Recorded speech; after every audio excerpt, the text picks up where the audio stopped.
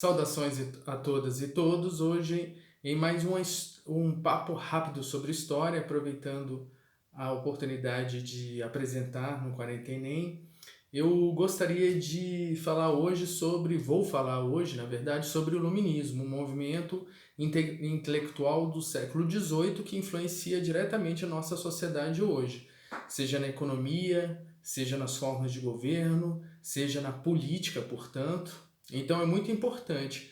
E nesse período nós tivemos vários pensadores que são muito importantes e que eu vou citar alguns aqui, como John Locke, fundador do empirismo, ou seja, o conhecimento através da experiência.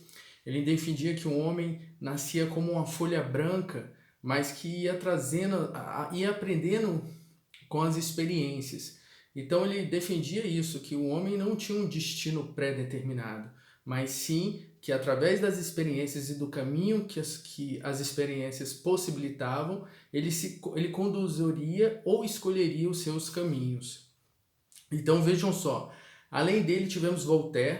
Voltaire foi preso por pensar. Também foi um crítico da política da época. Ele combatia o absolutismo, ele defendia as liberdades.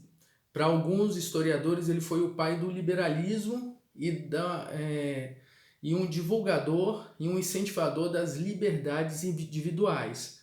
Voltando ao John Locke, que eu ia me esquecendo, ele era inglês, já Voltaire era francês. E como eu falei, tinha essa ideia de defender as liberdades individuais em sua diversidade, e ele tinha um apoio da burguesia. Então essa liberdade tinha um viés econômico também, né? No sentido de que o rei não poderia ter o monopólio do Estado e escolher quem fizesse comércio, quem poderia fazer comércio e com quem faria comércio. Então ele queria essa liberdade também, uma liberdade política das ideias, e também de interagir no poder, mas uma política econômica também. Por isso que, naquele momento, atendia muito bem às necessidades da burguesia, da classe burguesa, em ascensão.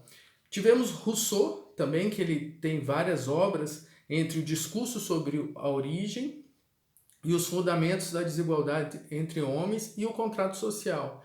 Esse último que fala assim das relações da sociedade enquanto um acordo coletivo onde as pessoas, para que possam, já que o ser humano é um ser gregário, ou seja, precisa viver em sociedade, é preciso estabelecer esse contrato social e muitas vezes colocando o Estado como um regulador.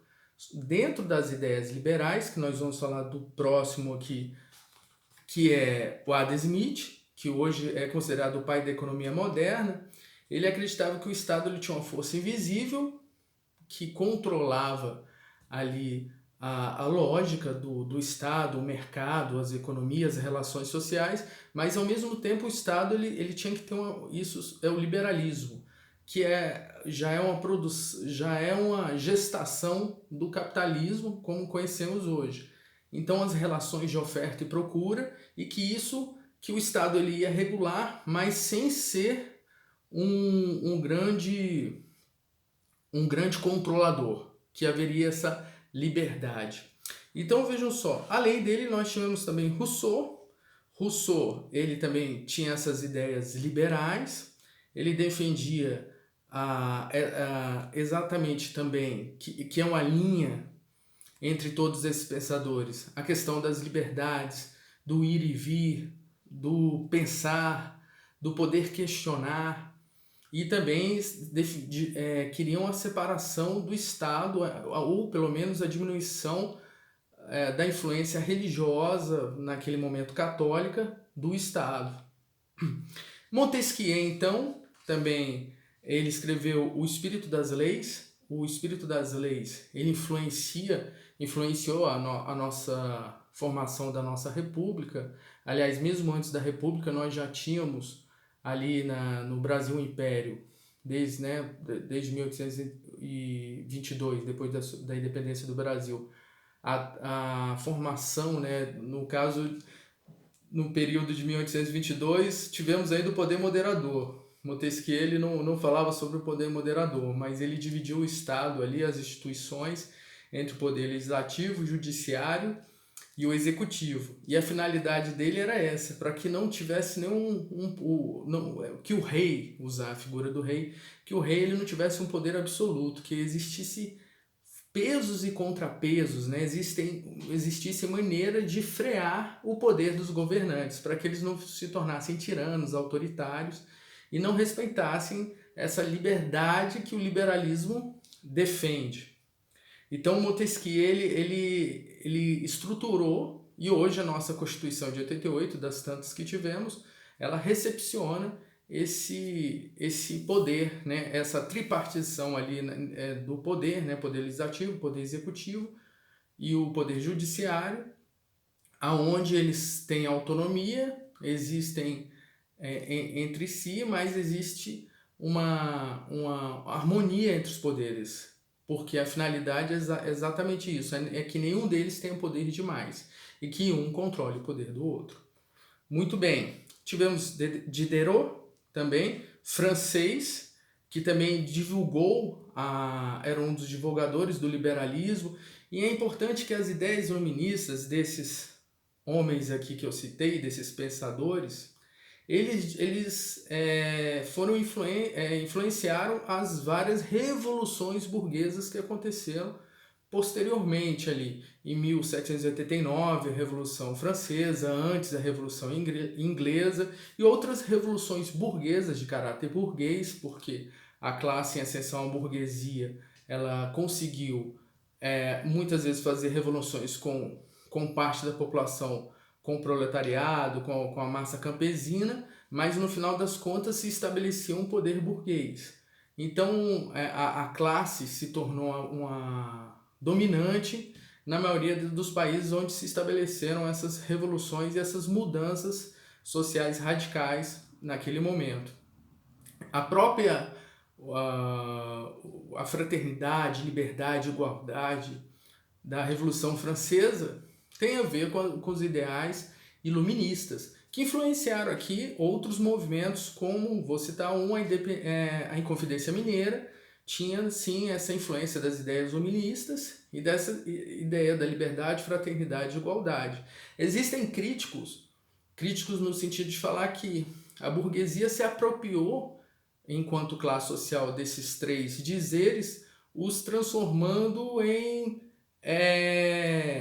liberdade para fazer comércio, enfim, trazendo essa liberdade, essa igualdade, essa fraternidade, mas trazendo para um ideal burguês. E nós vamos, quando tivermos a oportunidade de falar sobre a Revolução Francesa, a gente vai falar que realmente houve, depois da Revolução de 1776, houve disputas de poder ali de setores mais campesinos, proletários, de setores mais burgueses, para controlar e determinar o destino ali do capitalismo e das relações de trabalho naquele momento, no caso da França e de outros estados que estavam passando por processos similares. E eu trouxe também aqui hoje uma questão que caiu no certame, foi da FGV de São Paulo, que vai falar justamente sobre o iluminismo. Eu vou ler aqui o enunciado. O homem nasce livre e por toda parte encontra-se a ferros. O que se crê senhor dos demais não deixa de ser mais escravo do que eles. A ordem social é um direito sagrado que serve de base a todos os outros. Tal direito, no entanto, não se origina da natureza. Funda-se, portanto, em convenções. Rousseau, do Contrato Social, Os Pensadores, São Paulo, Abril Cultural, 1978, página 22. A respeito da citação de Rousseau, é correto afirmar, para marcar a questão correta. Alternativa A. Aproxima-se do pensamento absolutista que atribui aos reis o direito divino de manter a ordem social. Rousseau e os iluministas defendiam justamente o contrário, não é? Eles não acreditavam no poder absolutista, que é um poder absoluto, onde o rei e a classe dominante ela exerce o executivo, o legislativo, o judiciário. Quer dizer, lembra de Montesquieu que não é interessante que classe social ou que ninguém tenha poder demais? Porque isso é uma ditadura, é um autoritarismo, fere as liberdades, a diversidade. Portanto, aqui é uma questão errada. O pensamento iluminista e o pensamento de Rousseau era contra essa ideia absolutista e era contra essa ideia do divino que falava que o rei ou a classe dominante era escolhida por Deus e por isso se estabelecia um dogma, ou seja, não podia ser questionado. Então essa questão é falsa, porque justamente os ideais iluministas defendiam uma ideia de uma participação, vou usar a palavra democrática, mas uma participação de mais pessoas, do povo e de outros setores, enfim, de todos os setores da sociedade aí. Muito por mais que em determinado momento a classe burguesa tenha se apropriado e tenha conseguido se manter ali como elite dominante. B. Então a letra A errada. B. Filia-se ao pensamento cristão por atribuir a todos os homens uma condição de submissão semelhante à escravatura. Não. O iluminismo ele vem justamente resgatar até pensamentos do renascentismo, o homem como o centro, né? E não só pensando, experimentando, né? Com a ideia de empirismo, tendo experiência, tendo o seu destino, o controle do seu destino. Então, não se fala de submissão, se fala de liberdade de pensar, se fala de diversidade. Então, essa alternativa aqui é errada. Até porque, como eu falei, o iluminismo ele quis afastar o poder religioso na época cristão, católico, que influenciava ali o rei ou quem estivesse no poder. C. Filia-se ao pensamento, então, questão bem errada. C. Filia-se ao pensamento abolicionista por denunciar a escravidão praticada na América ao longo do século XIX. Esse movimento é anterior, né, ao século XIX, mas também ele não se voltou especificamente às questões da América.